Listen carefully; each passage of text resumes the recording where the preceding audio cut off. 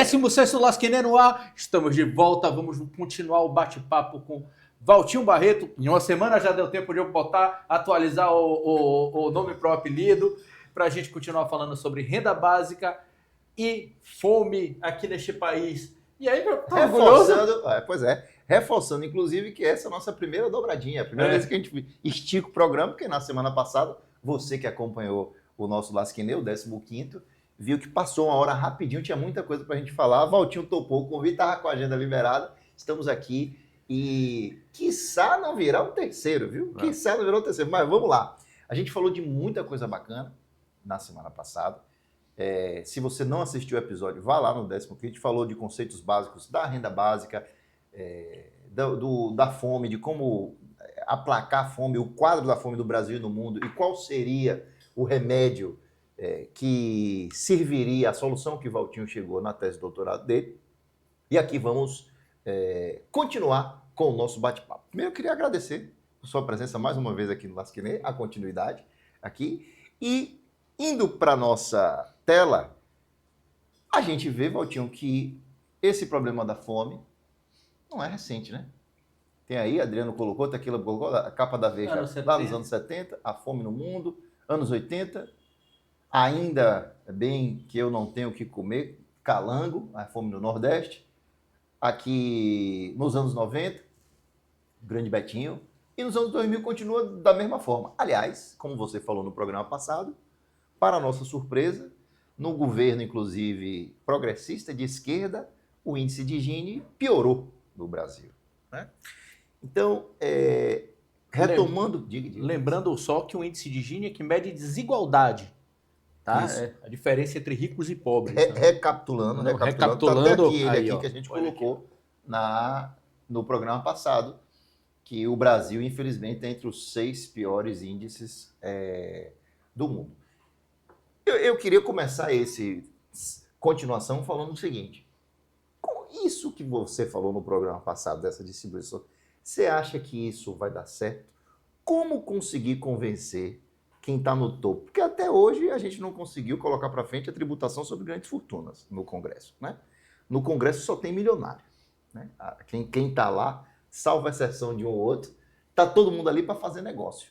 Teve uma CPI dessa, que foi televisionada, não lembro se foi no impeachment de Dilma ou algum desses, que o sujeito, o presidente da comissão lá falou, não sei o que, não, minha declaração de imposto de renda não é isso não, meu imposto de renda é 560 mil, minha renda mensal de 560 mil. Né? Eu falei, pô, o cara tá ali no Congresso Nacional dizendo que majoraram, porque na verdade a renda dele é apenas 560 mil por mês.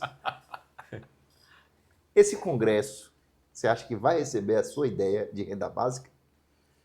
Timbó, mais uma vez, muito obrigado pelo convite aqui com vocês de novo. Adriano, muito obrigado, uma alegria.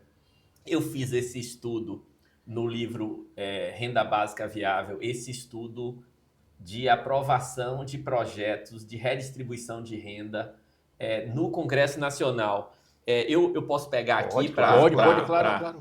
Tem um capítulo aqui que trata exatamente disso. E aí, isso na tese de doutorado, né, que eu fiz na Universidade de Salvador, com a instância de investigação na Universidade de Salamanca, que eu fiz um resumo aqui, um panfleto para resumir a tese, o Renda Básica Viável. Olha a surpresa. No governo de Fernando Henrique Cardoso, nós aprovamos o Fundo de Combate e Erradicação da Pobreza. Esse fundo serviu depois, não sei se vocês lembram, o presidente do Congresso Nacional era Antônio Carlos Magalhães. Sim. O presidente da Câmara dos Deputados era Michel Temer. E se criou esse fundo de recursos, né, recursos carimbados do Estado, do governo federal, para o combate à erradicação da pobreza. Logo em seguida, Fernando Henrique, isso aprovado no Congresso Nacional. Logo em seguida, Cristóvão Buarque tinha aprovado o Bolsa Escola no Distrito Federal, ele governador do Distrito Federal. Fernando Henrique, com Dona Ruth Cardoso, aprovou o programa Bolsa Escola, que era um programa de distribuição de renda vinculado a os alunos estarem na escola e terem vacinação, como você falou na semana passada. Não foi, Adriano? Uhum. Então, segundo projeto que foi aprovado no Congresso Nacional.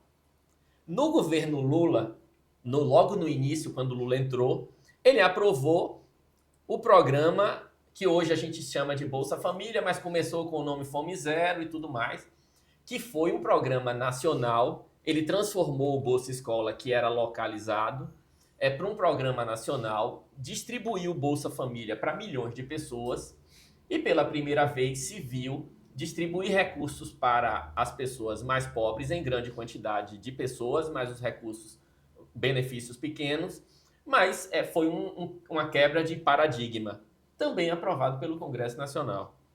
Depois, já no governo Bolsonaro, aí eu saio do governo de centro de Fernando Henrique, um governo de centro, né? Vou para um governo de esquerda, Lula 1 e Lula 2. Entro no governo de Bolsonaro, um governo de direita ou extrema-direita. Foi aprovado durante a pandemia o auxílio emergencial, R$ 600 por pessoa. Também um projeto de redistribuição de renda. Triplicou o valor. Triplicou. E no final do governo Bolsonaro, ele já tinha mudado o nome de Bolsa Família para Auxílio Brasil. Ele pega o benefício que na época era R$ 240 por mês e transforma em R$ 600 por mês no governo de direita. E agora no governo Lula, nesse Lula 3, no terceiro mandato do presidente Lula, no primeiro ano, ele aprovou uma tributação sobre as offshores. Do dia que o presidente da República, do dia que o governo federal deu entrada no Congresso Nacional, até o dia que o presidente recebeu o projeto aprovado pelo Congresso para sancionar, foram somente 4 meses. Então, o que eu percebi ao longo desses listando essas 7 políticas públicas que foram aprovadas, e eu, na tese de doutorado, eu analiso caso a caso, inclusive foi na imprensa. Exemplo, vou dar um exemplo claro. Quando se criou a CPMF, tem vários exemplos. Fernando Henrique estava a favor, Habib Jatene, ministro da Saúde, estava a favor, mas o presidente do Senado na época era Sarney, era contra. O Sérgio Mota, ministro de Fernando Henrique, um ministro forte na época, era contra, mas as santas casas estavam a favor. Então, o que se percebe é que se o governo for forte, se o governo enviar o projeto para o Congresso, se o projeto interessar a maior parte da população brasileira e se o projeto for trabalhado com a capacidade de diálogo com o Congresso, ele é aprovado. E se chamar Paula Lavigne para botar o povo na rua? Não, você deu agora um exemplo excelente. Nós acabamos de derrubar a PEC da blindagem. Foi. Com 100% dos votos no Congresso, no Senado Federal, na CCJ, né? 100% dos votos. Então, veja só, esse renda básica viável, como a gente conversou na semana passada, ele interessa a 90% da população brasileira. Mais de 90%. Eu diria a totalidade. Se os 10% entender que vai voltar no mercado de consumo. Exatamente, você está certíssimo. Ele é bom para a sociedade toda a sociedade, porque a gente sai da 15ª em 2023, pior posição, e 6ª pior posição em 2024, em desigualdade de renda, e vai para uma posição intermediária, que é igual ao país da Gâmbia hoje, né? Isso em 15 anos, até 2040.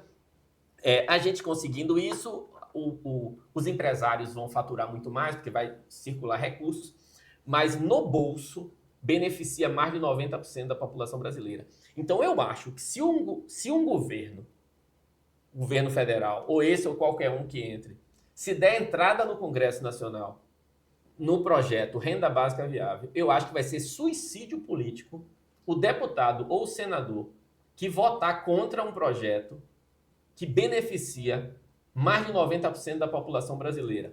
Vou dar um exemplo. O Renda Básica beneficia financeiramente aproximadamente 25% da população brasileira. O político que der uma declaração contra o Bolsa Família e tentar reduzir o valor do Bolsa Família no Congresso Nacional ou inviabilizar o Bolsa Família, ele está fora carbonizado. Está fora do debate eleitoral. Ele não consegue se reeleger mais para absolutamente nada. Tanto é que todos que sentam na cadeira, muito pelo contrário, o Bolsonaro fez isso, quase que triplicou o benefício. Ele era até contra o Bolsa Família quando ele era deputado lá no Congresso, mas quando sentou na cadeira ele mudou de posição. Então, eu acho que o Renda Básica Viável, entrando no Congresso e com uma comunicação eficiente, dizendo, ó, o projeto funciona dessa forma, mais de 90% da população vai se beneficiar, os pobres vão se beneficiar, a classe média vai se beneficiar, parte pequena da sociedade vai perder recursos, menos de 10% da população, mas esses vão contribuir com um percentual insignificante na movimentação bancária, né? Eu acho que com esse diálogo, o Congresso Nacional, na sua grande maioria, vota a favor da renda básica viável. Agora, precisa ter a iniciativa de dar entrada. Claro. E acho que a rede social pode funcionar como um grande catalisador disso, né? Sim. Divulgar aqui, lasquinei, eu mesmo vou fazer vídeos depois sobre esse projeto da renda, tentar resumir, para divulgar essa ideia, porque é interessante. Não, e é interessante mesmo. E tem um adendo ainda. E imagino que Eduardo Suplicy esteja, já com esse, ele participou da tese e está, de alguma forma, articulando para que isso... Sim. Diga, meu bebê. Não, tem uma coisa, quando você melhora um índice, como o índice de Gini, quando você mostra que o Brasil é um país que está com os índices mais, por exemplo, o IDH, índice de Gini, está melhorando os índices, passa a imagem de um país mais confiável e mais investimento do exterior vem. Quanto mais equilibrado é um país, mais seguro para investir ele é. Então, essa é uma coisa. Por que o juros está alto do Banco Central? Porque há muita insegurança.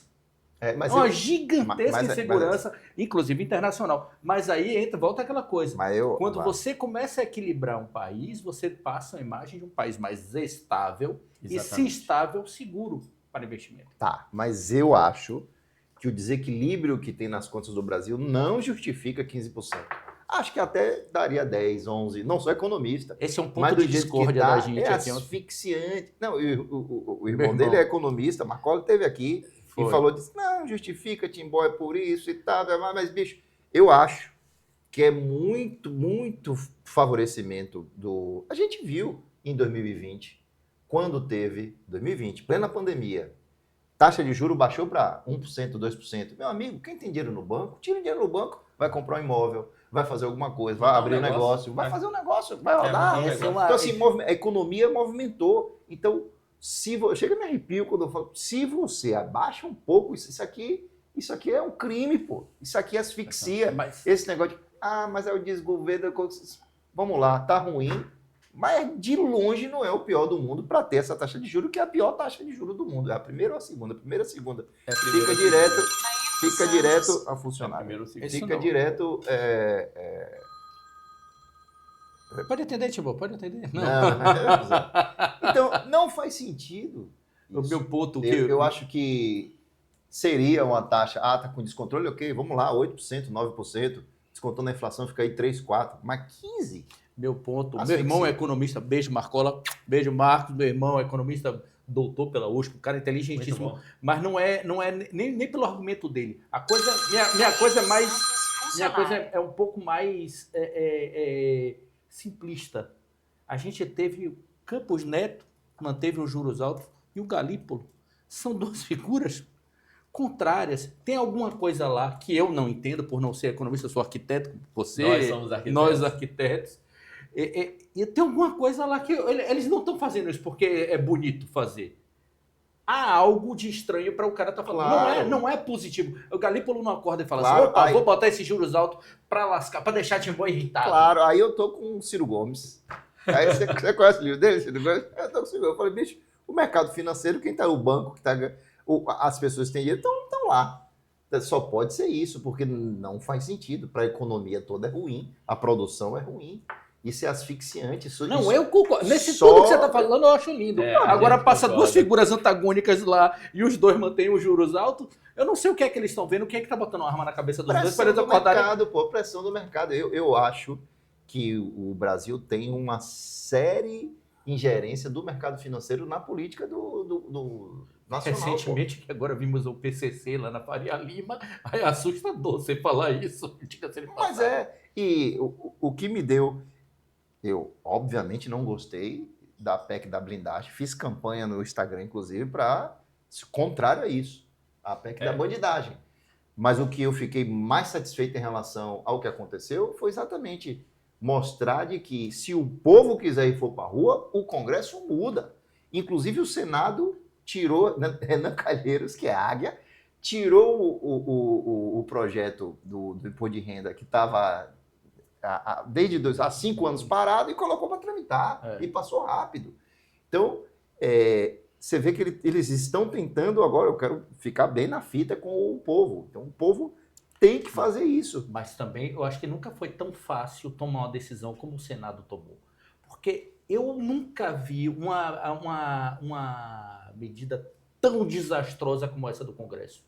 Quando passou a PEC da blindagem, você via, eu postei, a gente no programa retrasado, a gente trazia um trecho da matéria da Revista Oeste. A Revista Oeste descendo o cacete na PEC da blindagem, junto com a Carta Capital descendo. Imagina! Você nunca vai ver as duas juntas de mãos dadas. Não, foi o Partido Novo, e o PSOL. E o PSOL. Todo mundo votando junto. Era flagrante que era o pior de tudo, eles ainda colocaram voto secreto junto. Que é um retrocesso de mais de 20 anos. Que acabou em 2013, em 2001 mudou, em 2013 selaram, fecharam o caixão em relação ao voto secreto, que ainda tinha voto secreto para derrubar veto do presidente. Então, assim, não faz o menor sentido. Aquilo era, de fato, os políticos estão aí à boca. É possível, inclusive, que quando o programa vai ao ar já tenha vazado alguma coisa. Sim. Porque o processo já está na mão do Supremo Tribunal Federal para saber a questão das emendas, para onde está indo isso, que é outro absurdo do Brasil. Sim. Você entrega o dinheiro para o político gasta o dinheiro e você não sabe quem foi que gastou, quem foi que recebeu, para onde foi, fere o princípio da publicidade. E aí, voltando, por isso que a administração do dinheiro da renda básica universal, viável. Pela própria sociedade civil, seria um grande avanço do Brasil. Só me preocupa nesse país do homem cordial de Sérgio Buarque, que você cita no negócio, só me preocupa esse aproveitamento desse volume de dinheiro. Por isso que tem que ser um negócio muito bem feito para que consiga essa renda viável alcançar todos. Está aí a taxa de 15. Deixa eu voltar aqui para o nosso slide. Você comentou um negócio antes que citou o senador Suplicy, que ele já deve estar divulgando. Aconteceu um fato muito, muito bom para a gente, é que eu defendi a tese de doutorado no final de junho, dia 24 de junho, na Universidade de Salamanca, e agora em agosto ocorreu no Rio de Janeiro, aconteceu no Rio de Janeiro, o 24º Congresso Internacional da Rede Mundial da Renda Básica, que é uma associação que foi fundada na Bélgica pelo professor Dr. Philippe Van Peerege, que é um dos maiores humanistas hoje da atualidade, filósofo, economista, professor da Universidade de Louvain, que é muito amigo do senador Suplicy, tem várias lives, é muito interessante ir no YouTube, ver as lives do senador Suplicy com o Van Peerege, com o Dr. Van Peerege. E aí o que foi que aconteceu? Eu conversei com os organizadores do evento, desse 24º Congresso Mundial da Renda Básica, e perguntei quantos participantes de fora viriam e quantos brasileiros estavam inscritos. Eles me falaram que aproximadamente 120 de fora e 200 brasileiros. Eu tenho esse livro, Renda Básica Viável, em espanhol e em inglês, porque eu lancei esse livro lá na Universidade de Salamanca. Né? Aí eu tenho o e-book dele em espanhol e inglês também.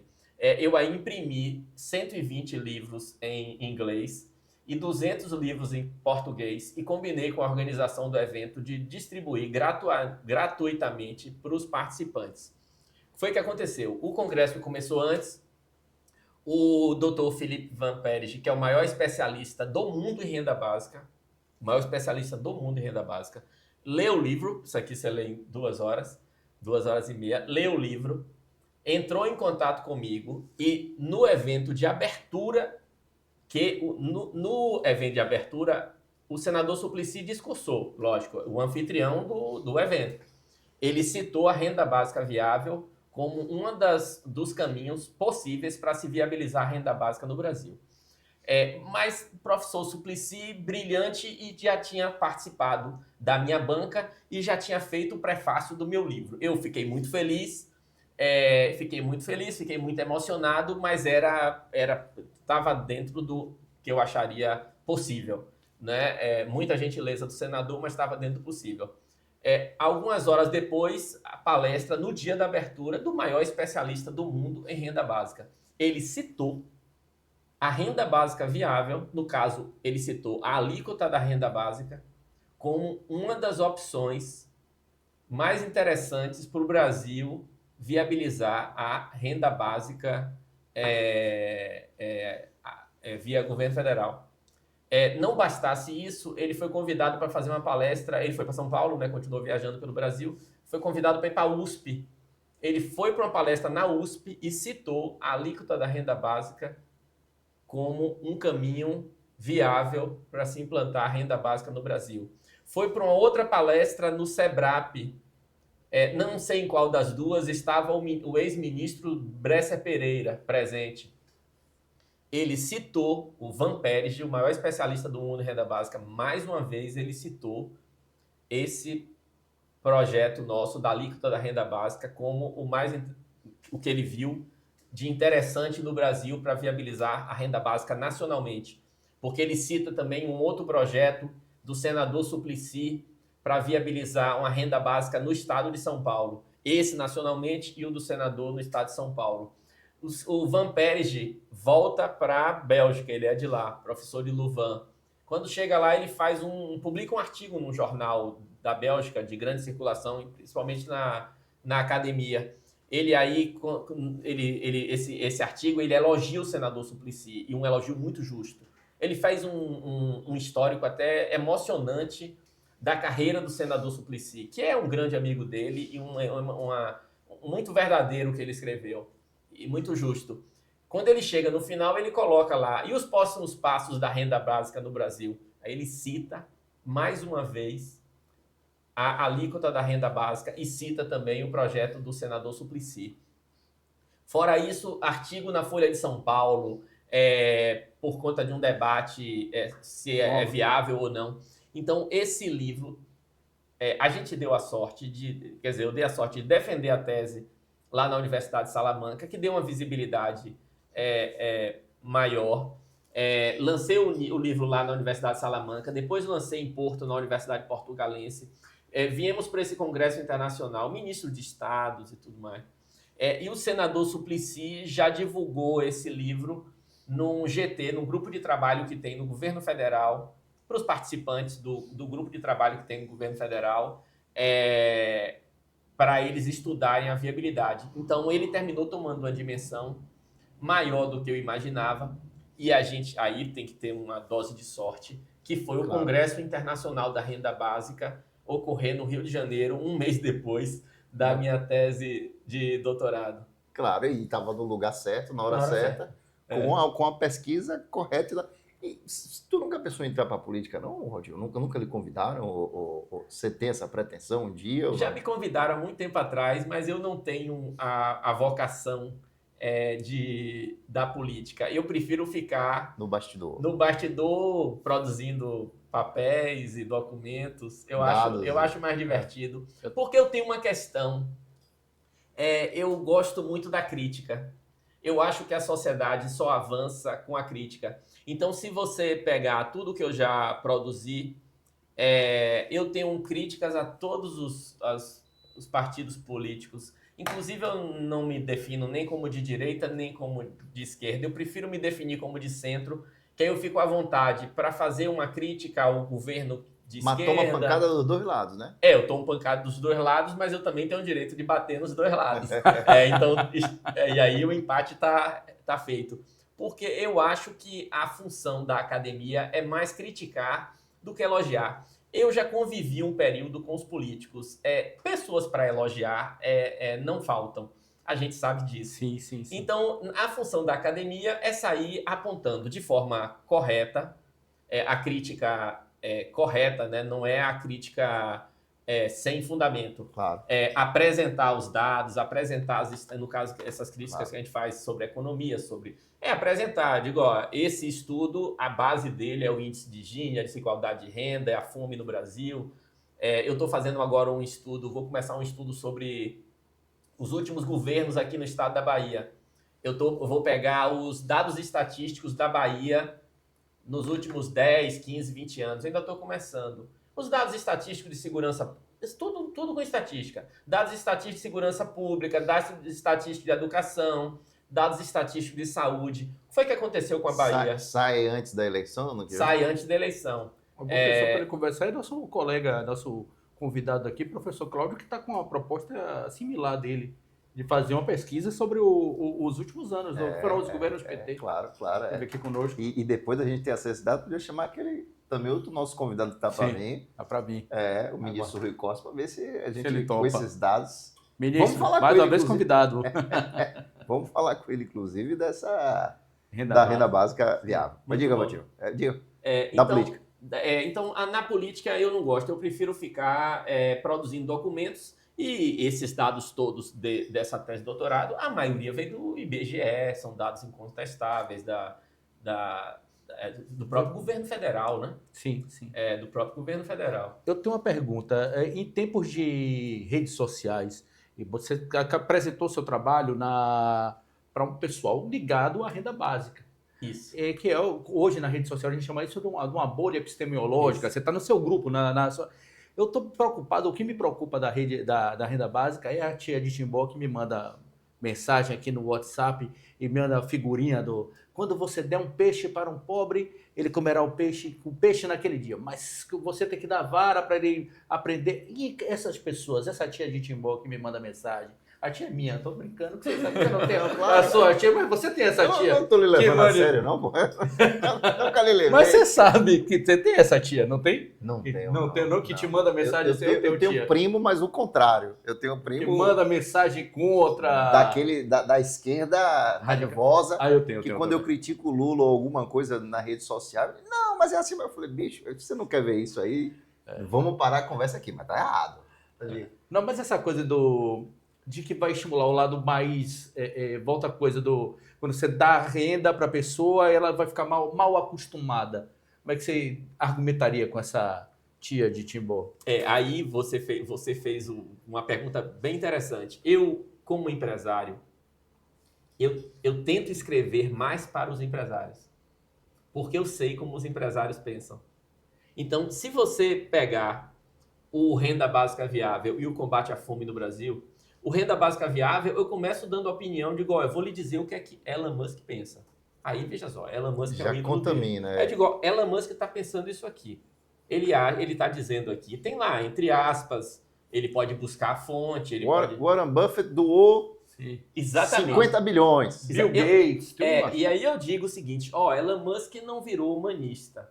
Não virou humanista. Se ele está dizendo que é importante criar renda básica porque a inteligência artificial da própria empresa dele pode gerar muito desemprego, e gerando desemprego, as famílias não vão ter recursos para comprar os produtos. E não comprando os produtos, as empresas privadas vão começar a ter perda de receita. Tendo perda de receita, tem redução de lucro. Tendo redução de lucro, você compromete seu negócio, porque o sistema capitalista vive de consumo. Aí o Estado arrecada menos e você cria um ciclo negativo, ciclo ruim, que para você reverter esse cenário é ruim, é mais difícil. Então o Elon Musk diz o seguinte, precisamos pensar na renda básica para não ter problema com o consumo. Aí vem a presidente do FMI e diz a mesma coisa. O FMI, ela com certeza não é uma pessoa de extrema esquerda. Não. Aí vem um estudo do Banco Mundial, e está tudo no livro, e na tese tem mais. Vem um estudo do Banco Mundial e diz o seguinte, precisa-se criar políticas públicas para enfrentar o desemprego que vem por conta da inteligência artificial. Aí vem as empresas de de consultoria, a Ernst Young, coisa e tal, e dizem a mesma coisa. Tem que se pensar num caminho, porque a inteligência artificial vai gerar desemprego em setores que vão ter problema. Aí, então, eu começo dizendo o seguinte, igual, os grandes empresários globais e as empresas que dão consultoria a esses empresários, também globais, os bancos globais que estão associados ao mundo de negócios, eles estão dizendo isso. Se você está achando que essas pessoas não têm credibilidade, eu aí dou um exemplo. Eu digo, ó, empresário nenhum dá notícia negativa. Eu lembro que toda vez que eu lançava um empreendimento e dava uma entrevista para a imprensa, eu dizia, esse empreendimento é de não sei quantos milhões, vai gerar tantos mil empregos. Todo empresário tem alegria de dar uma entrevista quando ele vai montar uma fábrica, construir um negócio, construir um hospital, de dizer, esse negócio vai gerar emprego. Quando um empresário se predispõe a dizer que o negócio dele vai gerar desemprego, é melhor não questionar. Porque se ele não tivesse certeza absoluta disso, ele ficava calado. Eu acho, inclusive, que o Elon Musk e esses outros empresários estão dizendo que vai gerar desemprego, porque lá na frente, se isso causar um problema social, um caos social, eles vão chegar para os governos e vão dizer, a culpa não é nossa. Há 15 anos atrás, há 20 anos atrás, há 10 anos atrás, eu avisei. Está aqui. Sim. Se vocês, Estado, não tomaram providências, foram devidamente avisados. Então, a probabilidade deles estarem errados é muito pequena. Porque se eles tivessem alguma dúvida, eles ficariam calados. Porque, inclusive, quando um empresário diz, meu negócio não vai gerar emprego nenhum, ele já não consegue financiamento com taxas baixas na grande maioria dos bancos mundiais, que é banco de desenvolvimento. Você entrar no BNDES e disser, eu tenho um negócio para fazer, mas esse meu negócio vai gerar desemprego, ele não vai ser aprovado, não vai conseguir recursos. E é isso que os empresários estão dizendo, então provavelmente é verdade. E a gente precisa se blindar de um possível problema muito grande. E aí, respondendo o que você falou, tipo assim, eu começo conversando com os empresários. Depois eu digo, além dos empresários, o Harari também já disse, e a gente está vendo, os carros que estão circulando com Uber, eles têm hoje os motoristas, mas em pouco tempo eles não vão ter mais. Os carros vão andar sozinhos, vão ser autônomos. Alguém discute isso? Tipo assim, que a gente já tem tecnologia sendo testada para os carros circularem sozinhos? Isso ninguém discute mais. Os caminhoneiros, caminhoneiros. Que foram também figuras importantíssimas nos protestos pró-Bolsonaro, diga-se de passagem. Ele é uma profissão que...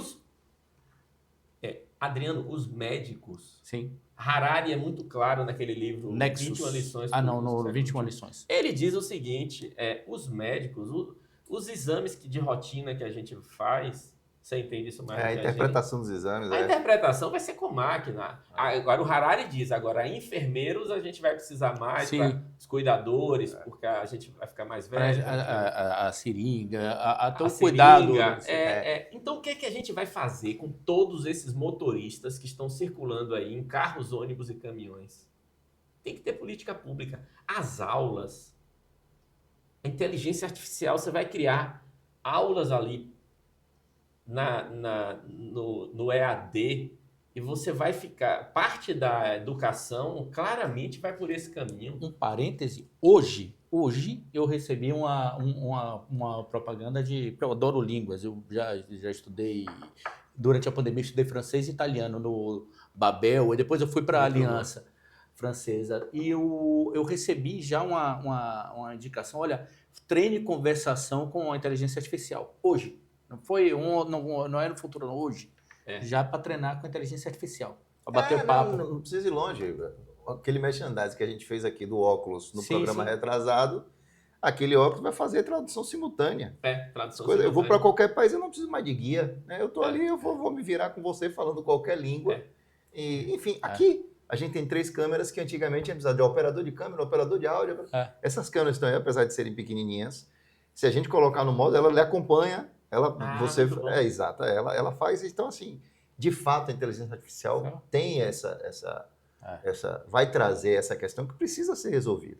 E eu acho que você chega bem, conversa bem nos empresários. Mas como a gente viu, é preciso que isso seja traduzido, seja colocado na massa, no povo, essa ideia da renda básica, essa viabilidade da renda básica viável. Isso. As pessoas, sobretudo da classe média, entenderem que eu não vou me prejudicar, salvo se, no cálculo que ele fez, eu ganhar acima de 18 mil. E mesmo assim, para uma família com 3 pessoas. Para uma família com 3 pessoas. E mesmo assim vai ser um prejuízo relativamente pequeno. Com a alíquota de 0,38. E eu estou batendo a tecla do campo ideológico para que não fique uma coisa para que pensem que uma coisa é de esquerda. Isso foi pensado até pela Escola de Chicago, o Milton Friedman, da Escola de Chicago, pensava no imposto negativo, que era o imposto de renda, que você ia ter os mais pobres, como não pagariam, eles receberiam o imposto de renda negativo. Agora, e quando eu criei a meta do índice de Gini para o Brasil ir subindo de posição e sair da 15ª pior posição em 2023 ou 2024 já a 6ª pior posição, quando eu fiquei pensando que metas eu vou criar para o Brasil. Quando eu criei essa meta de 2040, a gente está na posição da Gâmbia no índice de Gini, no índice de desigualdade de renda, e nesse caminho até lá, todas as metas são com países africanos. Porque eu vou criando metas de 2 em 2 anos. E a última delas é a Gâmbia em 2040. Todas as metas seguindo. Porque acima da gente tem mais de 30 países africanos. E a Gâmbia está no meio da tabela do índice de Gini. Eu acho também que é difícil um empresário ir para a imprensa e dizer, eu acho que a gente não deve ter uma meta de, em 2040, ter um índice de desigualdade de renda igual ao da Gâmbia. Eu acho que fica inviável dizer um negócio desse. Agora, lógico, eu não duvido que algum diga, mas aí vira uma minoria. Sim. Porque o cidadão comum vai dizer... o que acontece é que quando eu comecei a estudar a situação, eu não sabia que a situação era tão grave. Eu sabia que a gente tinha um problema de desigualdade. De renda, todos nós sabemos. Mas quando eu fui estudar, eu não sabia que a gente era pior, a nossa situação era pior em relação a 30 países da África. Eu não sabia. Quer ver outro dado também que é assustador? Eu peguei o dado do salário mínimo em dólar. Fui buscar, eu quero saber o salário mínimo em dólar. O salário mínimo em dólar do Brasil é pior do que o do Paraguai. Imagina. O salário mínimo em dólar do Brasil, tá no livro, é pior do que o da Bolívia. O salário mínimo em dólar do Brasil é pior do que o de Honduras. O que me justifica? Porque não tem o menor sentido. Não faz o menor então, sentido. veja só, não tem o menor aqui, sentido. A indústria passagem brasileira, o comércio brasileiro, a sociedade brasileira pode pagar um salário mínimo melhor do que o da Bolívia. Eu tenho certeza absoluta. Não precisa fazer conta. Claro. Não tem o menor sentido. Eu saí pegando... eu não comparei, hora nenhuma, a situação do Brasil a Portugal e a Espanha. Eu lancei o livro na Espanha e Portugal. Eu não comparei. Porque eu sei que a meta para chegar a uma posição de desigualdade de renda e de distribuição de salário mínimo de Portugal e de Espanha, tem muito que caminhar. Tem muito que caminhar. Eu comparei o Brasil com nossos vizinhos e com a África. Aqui, olha e a gente perde... A página é essa aqui, já estava... E a gente perde em vários indicadores sociais. Sim. Quando a gente compara o Brasil com países da África e com países da América do Sul. Na América Latina também a gente perde. Tem um livro desses que a gente compra e não lê, mas já comprou e já está lá que trata dessa perspectiva da elite do atraso. Eu esqueci o nome do... Gessé de Souza. Que é a elite do atraso. E assim, li o prefácio como uma introdução, mas não li o livro. Como os de Harari também. Os de Harari eu já comecei a ler os 3, não terminei nenhum bom dos pra 3. caramba, o Nexus é maravilhoso. Pois é.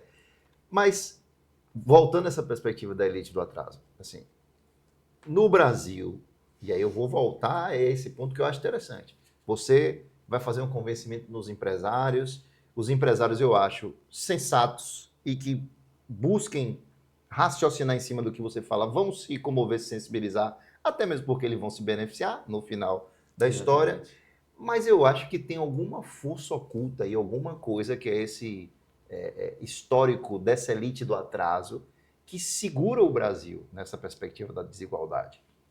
É claro que a pesquisa não teve como identificar isso, mas identificou um sintoma. Identificou que algo que lhe surpreendeu. Inclusive, não lhe chamaram de esquerdista, não? Quando você começou a ser... Valtinho tá... Não teve isso, não? E como na época da eleição era comunista. Né? Comunista, exatamente. Não sou. E assim, você não acha, empiricamente falando, sem ter estudado, que tem alguma coisa colonialista, alguma coisa no Brasil que impede furar essa bolha, furar essa barreira? Porque não faz sentido. Não faz sentido nem ter o salário mínimo que tem. Não faz sentido ter a desigualdade, o índice de Gini que tem. Né? O que justifica isso? Eu não domino esse tema. Aí o que foi que eu fiz? Mais antropológico e sociológico do que econômico. Não, você falou exatamente o que eu ia falar. Eu chamei para escrever o prefácio do livro O Fim da Fome do Brasil. Professor Ordep Serra, antropólogo, baiano, ex-presidente da Academia de Letras da Bahia, brilhante. Meu amigo pessoal, que me dá muito prazer. Eu sabendo que eu não poderia escrever sobre esse assunto, porque eu fiquei nos dados econômicos e na solução também ligada à economia, a negócios, ao mundo de negócios, eu disse, tem que ter alguém que entenda dessa engrenagem do Brasil. Aí, quem lê esse livro vai ser brindado 1/3 aproximadamente das páginas do livro, professor Ordep Serra explicando a situação. O da renda básica, eu chamei, lógico, o maior especialista em renda básica viável, eu chamei o senador Eduardo Suplicy para fazer o prefácio. Então, esse livro tem prefácios de 2 grandes brasileiros. Então, o que eu não consegui responder, essa pergunta que você me fez, eu não sei responder, eu chamei quem tem autoridade. Mas você consegue resumir o que ele falou aí em relação a... Ele até diz que... Qual é a questão? Os problemas são históricos e vem de lá de trás. Né? A gente tem uma sociedade atrasada de fato, mas que ele coloca aqui que eu criei um plano de negócios que, se for seguido para e passo, se consegue resultados.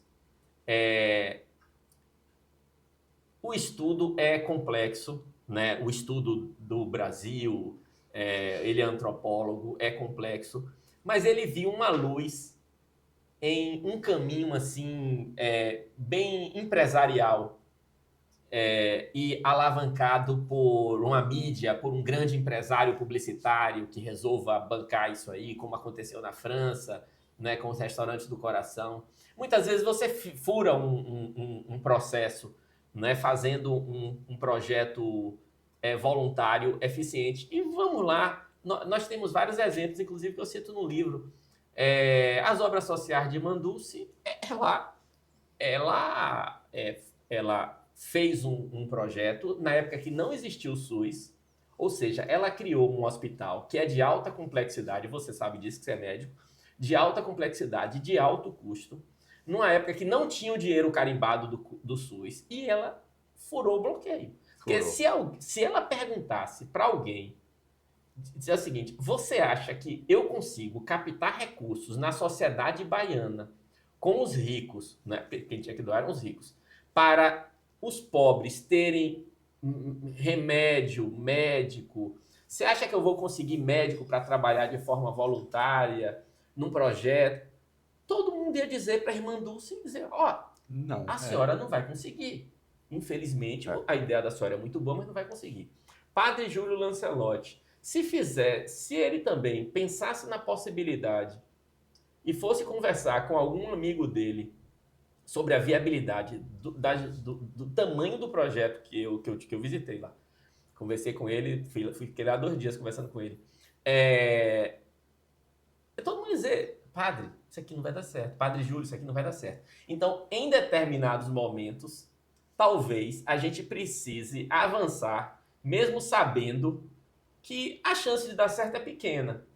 Mas, eventualmente, 1 em 1 milhão, um projeto dá certo. Né? E aí, a gente também não precisa de projetos gigantes, como o do padre Júlio Lancelotti, como o de Irmã Dulce. Se a gente criar um projeto de distribuição de cesta básica, você tem 20,6 milhões de pessoas em situação de segurança alimentar moderada e grave. Grave hoje são 7 milhões. A gente saiu do mapa da fome, mas saindo do mapa da fome, o último dado de 2024, esse que tirou o Brasil do mapa da fome, são mais de 7 milhões de pessoas em situação grave de insegurança alimentar. Situação grave significa que eles não se alimentam, e isso gerou desnutrição, porque tem uma moderada, que eles não se alimentam todos os dias, deixam de se alimentar alguns dias, mas não chegou a desnutrição. Aí é mais de 20 milhões. Mas, porque é 2,5% da população brasileira, que dá mais de 7 milhões de pessoas. Então, eu no final do livro aqui, digo o seguinte: se por acaso a gente não conseguir eliminar a fome, viabilizando os 32 bilhões por ano para captar de recursos, para distribuir cesta básica para todas as pessoas que estão em situação de segurança alimentar. Se a gente conseguir 10% desse recurso, você resolve o problema de 2 milhões de pessoas. Porque o nosso situação já é um grande... Aí eu trato aqui da insegurança alimentar moderada e grave. Mas vamos pensar somente as de situação grave, as que estão subnutridas, por conta de não se alimentarem todos os dias. Se a gente resolver o problema de 10% dessas pessoas, são 700 mil pessoas. Então, qualquer escala, se atinge grandes números. Aí o que foi que eu fiz? Quando eu comecei a fazer esse estudo do fim da fome no Brasil, eu pensei, eu preciso de doação das pessoas, do cidadão, das famílias, preciso de doação das empresas e preciso de doação do governo para captar esses 32 milhões. Eu fiz uma pesquisa na rede social, no Facebook. Eu abri uma página do Facebook e fiz uma pesquisa. Eu acho que tá aí, viu, Timur? 4.211 pessoas, 4.211 pessoas responderam o questionário e a principal resposta, a principal pergunta do questionário era o seguinte: você tem interesse em doar? Você doaria todo mês 1% do seu ganho pessoal para um projeto social com o objetivo de acabar com a fome no Brasil, sendo esse projeto administrado por empresários e sem a participação do governo? 51% dos brasileiros disseram que sim. 37% disseram que não. E 12% condicionaram, né? Eu quero saber qual é o projeto e tudo mais. Quem você acha que deve fazer um projeto social relevante para acabar com a fome no Brasil? Empresários e governo ganhou. Eu aí também botei recursos do governo. Isso mudou minha pesquisa. Eu aí botei parte dos recursos via governo. Então, o que acontece? 1%, aí cada um pensa o que é 1% da sua renda familiar. Renda familiar não é faturamento de empresa, não. É renda familiar. O que você puxa de prolabore se for empresário, ou que você ganha de salário. Líquido, né? Que você recebe líquido. Doar 1% para acabar com a fome no Brasil. Se 51... Mas aí, lógico, como isso é uma pesquisa e esse foi um trabalho da tese de doutorado, eu saí eliminando vários grupos de faixa de pessoas que disseram sim. Exemplo. Todo mundo que disse que queria doar, sim, eu quero doar, mas que ganhava até 4 salários mínimos, eu eliminei. Eu disse, não, quem ganha até 4 salários mínimos eu não vou considerar, porque ele pode até querer doar.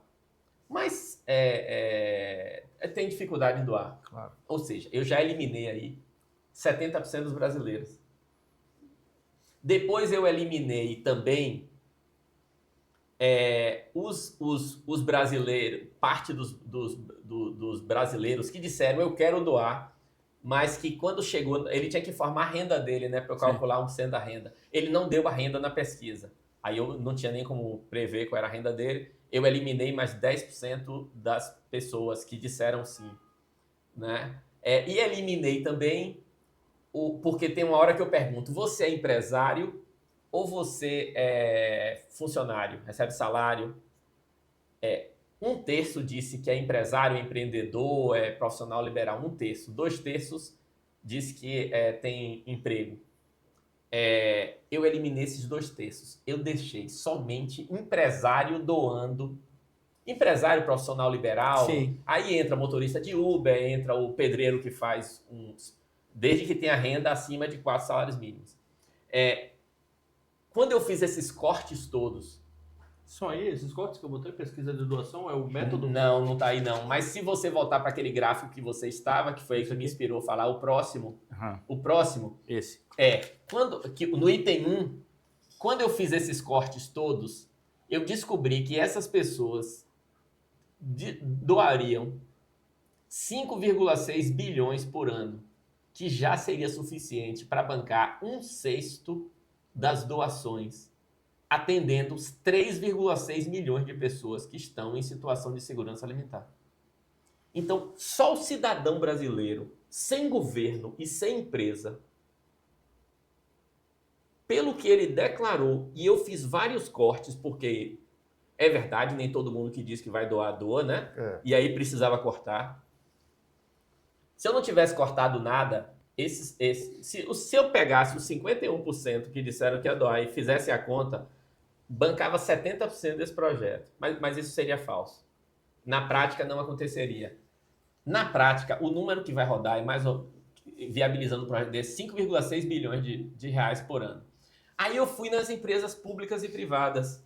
Eu saí pegando os faturamentos das empresas de grupos, assim, as 10 maiores empresas do agronegócio, quanto elas faturam. Os bancos, quanto fatura não, quanto distribui de lucro. Quanto distribui de lucro, de dividendos. As principais, as empresas que têm ações na bolsa. E aí eu consegui um estudo muito bom. Tem um estudo do professor Roberto, que não está citado aí a referência, mas no livro tem o nome dele. Ele pegou as 200 maiores holdings que atuam no Brasil.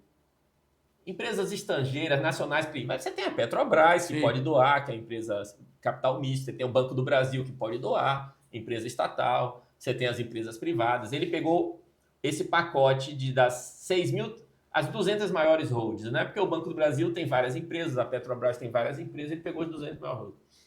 Essas empresas faturaram em 2019, ou seja, há muito tempo, eu nem atualizei esse número para sempre ter uma margem de segurança, 4,6 trilhões. Se essas empresas doassem 0,24% dos 4,6 trilhões, a gente os 11 bilhões. Ok. 11 bilhões. 11 bilhões. Ou seja, isso já bancaria 1/3 das doações. Somando pessoa física com empresa pública e privada, nessa proporção, a gente já teria metade dos recursos necessários. Aí você vai perguntar, e a ideia é receber dinheiro só dessas grandes holdings? Não. A ideia é o dono de uma farmácia, é o dono de uma banquinha. É doar 0, pessoa física 1% do que gasta. Pessoa jurídica, 0,2% do faturamento ou 0,5% do lucro, qualquer valor. Aí, algum cidadão diz o seguinte, não, mas eu não gosto de doar, porque eu não sei se esses empresários que estão liderando vão usar meu dinheiro para comprar cesta básica e passar para quem precisa. Não tem problema. Você pega a cesta básica, monta a cesta básica, compra, vai para uma central de distribuição nossa, o cidadão vai chegar lá, cadastrado para receber, porque esses dados a gente pega com o governo de quem está em situação de segurança alimentar, e você entrega a sua cesta básica. Ou seja, você pode carimbar para quem você quer entregar. Não quer dar dinheiro, dá a cesta básica. Não quer dar a cesta básica e vai lá entregar, trabalhando como voluntário. E esse medo em relação à iniciativa privada, você começa o fim da fome no Brasil já falando disso, olha... Várias coisas, na verdade, as principais coisas que aconteceram no Brasil vieram da iniciativa privada, né? Aí você fala aqui, olha, da Celan, né? A empresa privada que foi o melhor já realizado no Estado em termos de planejamento econômico. A Clan, exatamente. E Dr. Rômulo Almeida. Exatamente. Do planejamento urbano realizado aqui na década de 40. Books, né? Liderada por Mariléo Ferreira. Nós somos arquitetos. O programa Minha Casa Minha Vida, que foi concebido pela Câmara Brasileira de Indústria e Construção, com gestão de empreendimento sob a responsabilidade de empresas privadas. Quando lançou o Minha Casa Minha Vida, eu era o presidente da ADEME, então acompanhei isso de perto. Quem teve a ideia do Minha Casa Minha Vida foi Paulo Simão, um empresário brasileiro de São Paulo, presidente da CEBIC. Ele levou para o governo, ele chamou a ADEME para participar, ele montou um grupo de trabalho, a ADEME participou, a ADEME Bahia participou. Alguns anos depois, ele levou para o governo federal, o governo Lula. Na época, ele tratou diretamente com a ministra Dilma. E ele levou a ideia do Minha Casa Minha Vida. O governo federal aprovou a ideia, desenvolveu mais estudos e lançou. O Minha Casa Minha Vida, o governo entra com financiamento subsidiado da Caixa e com a fiscalização. Quem compra terreno, aprova projeto, constrói obra, entrega e dá garantia de obra é a iniciativa privada. A iniciativa privada, ela participa muito mais do que o que a gente imagina das políticas públicas. Agora, na questão do saneamento, nós estamos baixando os índices de habitação sem esgotamento sanitário. Por quê? Porque teve a aprovação de uma política pública liberando dinheiro de empresa privada para saneamento público. O que eu imaginei foi uma parceria, poder público, sociedade civil, liderado por empresários, para tocar esse projeto, agora, temporário, seguindo o Betinho, quem tem fome tem pressa. Vamos resolver o problema da fome imediatamente, liderado por um grupo de empresários, e dizer o dia do término. Por exemplo, esse projeto vai durar 5 anos. E o governo federal tem que implementar uma política pública, que aí eu defendo o Renda Básica Viável, para, enquanto a gente, empresários e sociedade civil, estiver distribuindo a cesta básica, entra o Renda Básica Viável. Com 0,38. Com a variável, né? Com a alíquota variável. Sim. Com a alíquota variável. Da Selic. Da Selic, tipo a Selic, né? Que vai subir ou descer a depender da meta do índice de Gini. E na medida que o Renda Básica Viável for distribuindo recursos, a gente, sociedade civil, vai reduzindo a doação de cesta básica, porque a fome vai diminuir por uma política pública. E depois, cada empresário vai administrar suas doações para outras coisas, educação, que é muito importante, saúde pública. E a doação tem um negócio bem para a pessoa que faz, né?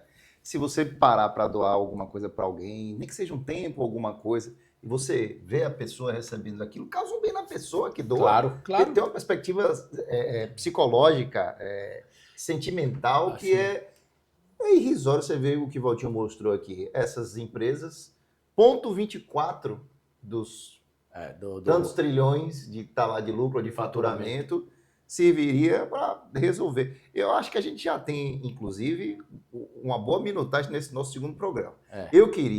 Acho que a gente falou bastante de fome e de renda. Acho que a gente pode falar mais um pouquinho, mas eu queria aproveitar o Valtinho aqui para a gente falar de outras coisas extremamente interessantes que ele fez. Por exemplo, em 2021 ele publicou, com outros autores, o impacto das decisões das autoridades públicas na vida e na morte da população da Covid-19 no Brasil, que foi um livro, uma publicação sobre quantas pessoas teriam sido salvas se as políticas públicas não tivessem sido aqui, o governo federal resolveu adotar, né? Qual foi a sua conclusão nesse estudo? Eu quero começar a tocar fogo no Paquinho. Eu vou falar para um médico e advogado. Para um médico e advogado. É difícil, né? Nós somos arquitetos. Vou me preparar para falar. Foi o que aconteceu. A gente estava na pandemia e assistindo o caos. Fazendo esse doutorado, eu disse, eu tenho que parar para pensar em alguma coisa para tratar dessa questão da vacina. E aí eu juntei um grupo de estudos, nós somos 8, esse artigo foi assinado por 8 pessoas, de 5 universidades distintas. E tem 3 advogados no grupo. 3 advogados no grupo. Nós pensamos o seguinte, Bolsonaro dizia, não use máscara. O cidadão saía desprotegido, pegava a Covid e dentro daqueles percentuais de quantas pessoas pegavam Covid, morria. Bolsonaro dizia, não tome vacina, essa vacina não vai funcionar. Muitas pessoas desistiram de tomar vacina por conta disso e aí se contaminaram e infelizmente morreram. Mas aí eu conversando com esses 3 advogados, eles disseram, você dizer para uma pessoa com mais de 18 anos para não tomar vacina e ela não tomar vacina, isso não incrimina Bolsonaro, porque ele deu um conselho e as pessoas com mais de 18 anos têm que ter a capacidade, o discernimento de ouvir e não levar a sério e se resolver seguir o que o outro manda, você incriminar aquela pessoa que lhe deu aquele conselho é muito difícil na esfera judicial. Né? Tô falando para você, fica até preocupado. Eu me ajeitei na cadeira aqui. Tá aí foi que a gente pensou. Mas não foi ele, foram 3 colegas advogados. O que foi que a gente descobriu? O que é que tem de fato forte para dar um processo criminal? O que é que tem de fato forte? Aí nós escolhemos nós queríamos só um questão. Focar no ponto. Por quê? Porque se a gente provar que Bolsonaro e Pazuello, ministro da Saúde, foi responsável pela morte de uma pessoa, já basta. Eu não preciso provar que ele é responsável pela morte de 200 mil pessoas. Basta uma pessoa, não é isso? Claro. Então, eu não queria a quantidade, eu queria a qualidade da prova. Aí o que foi que a gente viu? O presidente da Pfizer falou claramente que ele enviou o e-mail é público, está no relatório da CPI, que ele deu declaração na CPI, ele disse que tinha 70 milhões de doses disponíveis para o Brasil e começa em agosto de 2020. Ele ofereceu também para os Estados Unidos, para Israel e para o Chile. Esses 3 países compraram, ele entregou no prazo, as vacinas funcionaram e nós ficamos com aqueles e-mails que não foram atendidos e não foram comprados naquele momento, em agosto de 2020. Mas depois, alguns meses depois, 6 meses depois, o governo comprou a mesma vacina, as pessoas foram vacinadas e funcionou. E a vacina da Pfizer funcionou nos Estados Unidos, funcionou no Chile, funcionou no Israel e funcionou no Brasil. Mas nós criamos um buraco ali, do dia que a Pfizer ofereceu pela primeira vez, tudo documentado, e do dia que o governo comprou e a Anvisa aprovou. Então, aquele espaço ali, aquele remédio, aquelas vacinas que poderiam salvar vidas, elas teriam sido, aquelas 70 milhões de doses, elas teriam sido aplicadas, porque no e-mail da Pfizer diz, eu lhe entrego, agora na minha memória não chega, mas vou chutar, eu lhe entrego 5 milhões em tal mês, 10 milhões em tal mês, 15 milhões em tal mês. Então, tinha até as quantidades.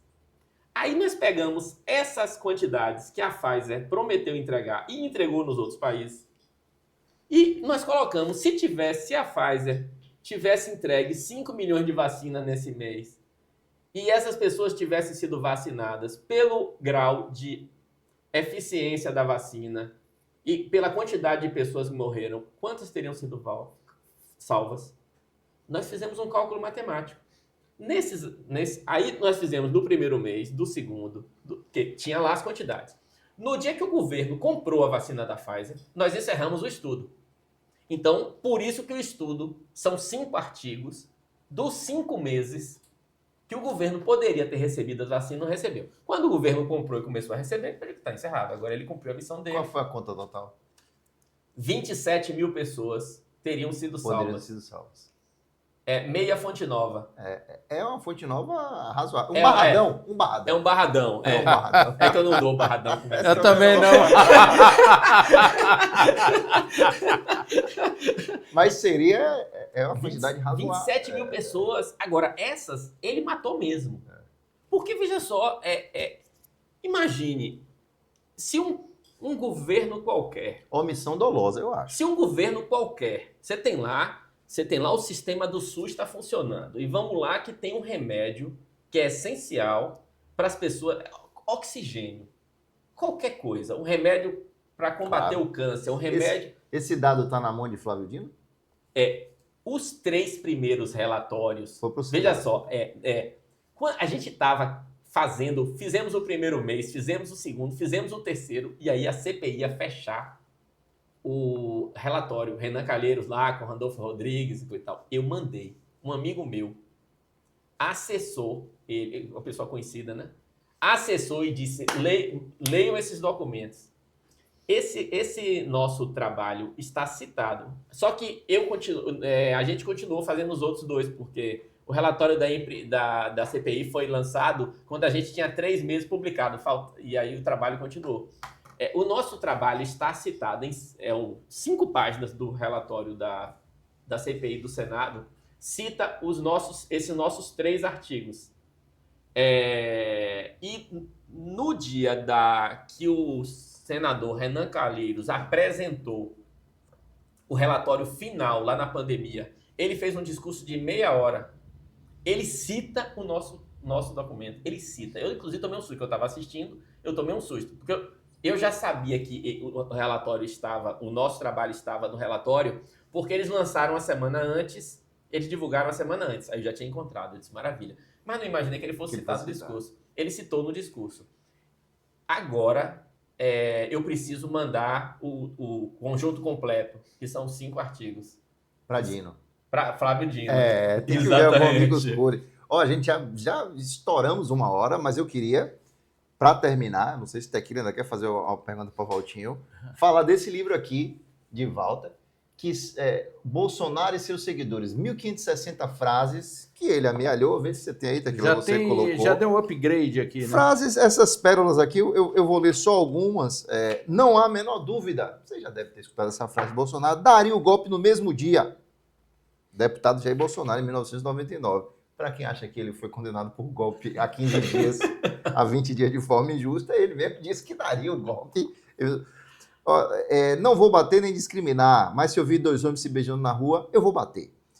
O erro da ditadura foi torturar e não matar. E aqui as pérolas vão, e minha pergunta é o seguinte, você se considera um sujeito de centro?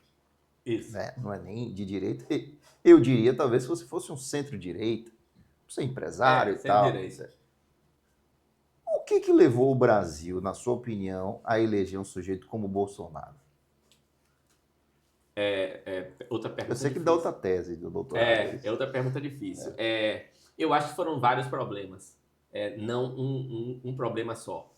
E já para complementar, você acha que Bolsonaro foi a pior escolha possível para a gestão do país?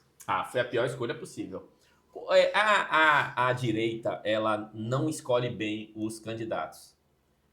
De 30 em 30 anos, os brasileiros dão a oportunidade dos empresários escolherem um presidente da República. Escolheram Jânio Quadros lá atrás. Era de direita. Foi um desastre. Depois escolheram Collor, que eu não votei. Eu votei em Ulisses Guimarães. Adoraria se Mário Covas ganhasse. Tinha a Fife Domingos, que seria um bom candidato de direita. Mas os empresários, naquela época, elegeram Collor como a melhor opção. A direita não sabe votar. O caçador de Marajás. Os empresários não sabem votar. E agora, eles tinham várias pessoas de direita para votar. O Amoedo. O Alckmin, para mim, é um político de direita. Sim. Centro-direita, direita. Centro-direita, sim. Foi candidato, não ganhou a eleição, perdeu para Bolsonaro. Os empresários brasileiros preferiram apoiar Bolsonaro. Eu acho que falta leitura, conhecimento, porque claramente Bolsonaro tem uma virtude: ele nunca enganou ninguém. Você leu. Até o susto, o Bolsonaro tem uma virtude. Tem uma virtude, ele nunca enganou ninguém. Ele não dorme hoje. Ele nunca enganou mas aí ninguém. É verdade. Não, eu sei, Bolsonaro não dorme hoje. Ele nunca enganou ninguém. Ele já dizia que ia tentar dar um golpe se tentassem tirar ele do poder. Ele deixou claro que ele é racista, que ele é homofóbico, que ele não acredita na ciência. Que não teve golpe em 64. Que não teve golpe em 64, sempre elogiou torturador. Ou seja, Quem elogia tarturador não compra vacina, né? É o mesmo. Então, veja só, quando eu vi naquela eleição 55% naquele ganhou, né? 55% dos brasileiros votando em Bolsonaro, eu tomei um susto. E muitos amigos nossos. Muitos. E eu não entendia porque eu falava, bicho, tudo bem que você tem raiva do PT, tudo bem que o PT, assim como inúmeros outros partidos, tá até o pescoço de corrupção, mas você vai votar em Bolsonaro? Você acha que Bolsonaro é a solução? Mas temos amigos próximos do Hugo, inclusive. Muitos amigos. Todos nós aqui conhecemos um. Não, eu já tenho alguns que nos pelo assistindo. Menos... Eu já tenho alguns, inclusive, que pelo menos hoje em dia não votariam em Bolsonaro, porque se arrepende. Ainda continua com a mesma aversão ao PT. Isso. Mas, bicho, foi uma solução que foi inacreditável. Foi. É um negócio para dizer assim... Quer ver nome de uma pessoa que não é amigo da gente aqui, mas participou do último programa que eu até botei lá no grupo do Manhattan Connection, o Diogo Mainardi, um cara anti-PT, mas também ele também odiava, achava uma excrescência o Bolsonaro. Sempre deixou muito claro nos programas do Manhattan Connection. Claro. Aliás, o Manhattan Connection passou a ser chamado de Mamata Connection, porque ele também, além de ser anti-PT, era um programa anti-Bolsonaro. Claro. Eu, inclusive, vou abrir meu voto aqui e confessar.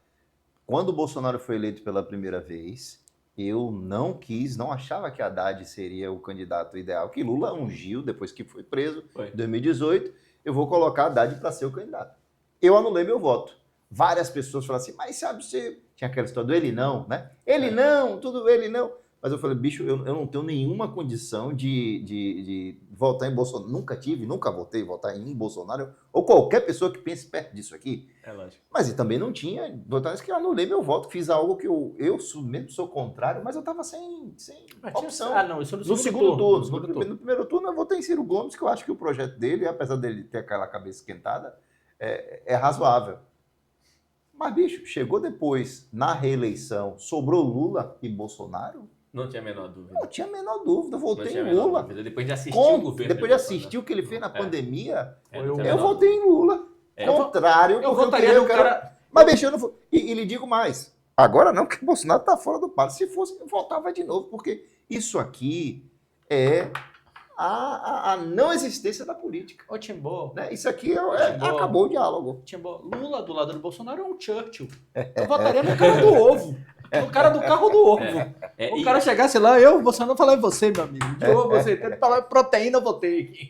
É isso mesmo. E aconteceu uma questão, que as pessoas de direita começou a se vender um pacote. Porque eu sou a favor da pauta de direita na economia. O que define se uma pessoa é de direita ou de esquerda é a pauta da economia. Você pergunta, você é a favor ou contra a privatização dos Correios, por exemplo? Aí eu digo, eu sou a favor. Então nós somos de direita. 3 aqui a favor. Nós somos de direita. Porque a pessoa que é de esquerda acha que não, deve continuar estatizado, deve melhorar. Não consegue gerir. Pronto, mas quem é de esquerda acha que deve gerir, que deve organizar, que deve continuar, porque é de interesse estratégico. A gente é de direita. Eu não achava que era favorável a privatização da Petrobras. Isso.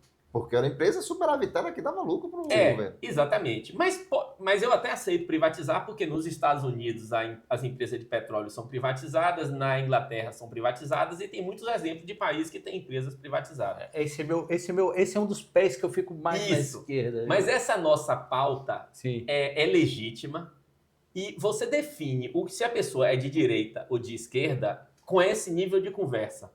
Né? Com esse nível de conversa. Aí a pessoa pode ser mais de direita ou mais de esquerda ou ali de centro, é a favor de umas coisas, não de outras, coisa e tal.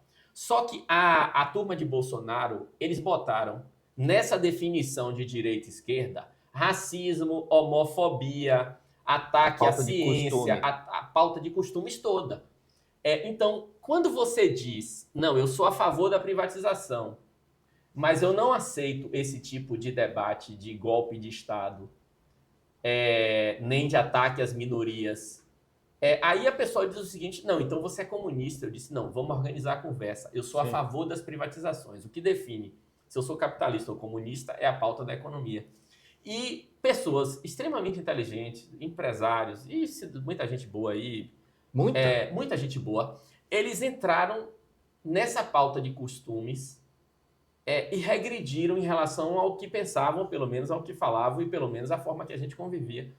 E começaram a repetir coisas que não têm o menor sentido, porque não faz parte do debate político, faz parte do debate, você é advogado, criminal, né? Metade dessas frases de Bolsonaro aí são preconceitos, tem que ser tratada na justiça. Claro. E não num debate sobre economia, quem é direita ou quem é esquerda. Então, eu acho que o grande problema nosso foi que a gente misturou a pauta de costumes na questão política, porque a gente vinha bem avançando nas pautas, mesmo de forma lenta, a gente vinha avançando. E aí a regressão foi muito grande. Mas é isso, eu acho que, além de ter misturado, revelou o seguinte: o Brasil, de uma maneira geral, é conservador. E o Brasil, de uma maneira geral, dá muito valor a essas pautas de costume. Sim. Hoje, data de hoje, que é quando a gente grava esse programa, na Câmara de Vereadores aqui de Salvador, foram aprovados 2 projetos de lei que, bicho, você não tem coisa mais importante para fazer, não? Um do vereador que proibiu com que haja qualquer tipo, por exemplo, no carnaval, você não vai poder mais andar fantasiado de freira ou de padre, porque isso é um insulto, como ele chama, cristofobia. Sem necessidade. E o outro projeto de lei que vai tornar nas escolas públicas e privadas de Salvador a Bíblia como livro de apoio e de... Eu não vi isso, não. Assim, é um negócio... A Bíblia é um livro sensacional, fantástico. Sim. Já fizemos, inclusive, um comentário aqui sobre a qualidade do texto da Bíblia, a partir daquela tradução. Mas e aí? Não vai ter um Torá? Vai ter um Alcorão também? Vai ter o Estado não é laico? Então, assim, essas pautas são colocadas como prioridade. A gente tem tanta coisa para discutir. Sim. Projeto de urbanização, de violência, de turismo, essa coisa assim. de tanta coisa para a gente colocar. Os caras colocam essas pautas na Câmara, ocupando o... Então, eu acho que tem 2 coisas. Primeiro, a sinceridade de Bolsonaro dessa turma. E segundo, a gente poder fazer um diagnóstico de como a sociedade prioriza tem suas pautas prioritárias nesse sentido. A própria PEC da impunidade foi bom por um lado, porque a gente viu, rapaz, esse Congresso aí, essa Câmara dos Deputados, a gente tem que mudar 70%, porque 70% né, é um absurdo. O Cláudio Cajado, que foi o relator, que é daqui, baiano, que começou a se eleger aqui lá na década de 90, ele tem 61 anos, Dias Dávila, 61 anos, tem 30 lá dentro. Essa é outra coisa que dá para outro programa para a gente conversar. Já passamos mais de 1 hora no programa, que essa reeleição infinita, o cara vai se apropria, entra lá e fica lá, meu irmão, e não sai mais nunca. Né? Valtinho, eu queria lhe agradecer demais. Eu que agradeço, assim, 2 programas passaram rapidíssimo, eu vou até auditar esse cronômetro de Cecília aí para saber se está certo mesmo, porque 1 hora foi rápido demais, né? Foi muito rápido. Passou muito rápido. E eu acho tema que denso, tá perdendo a novela. tema importante. Vale tudo, olha a cara dele. Tema importante que com certeza a gente vai usufruir muito ainda Eu quero a tese completa, viu? É um prazer. Muito obrigado a Valtinho, vocês. Muito obrigado. Que prazer, viu, meu amigo? Obrigado. Muito bom. Semana que vem tem mais, hein? Valeu, tchau, gente.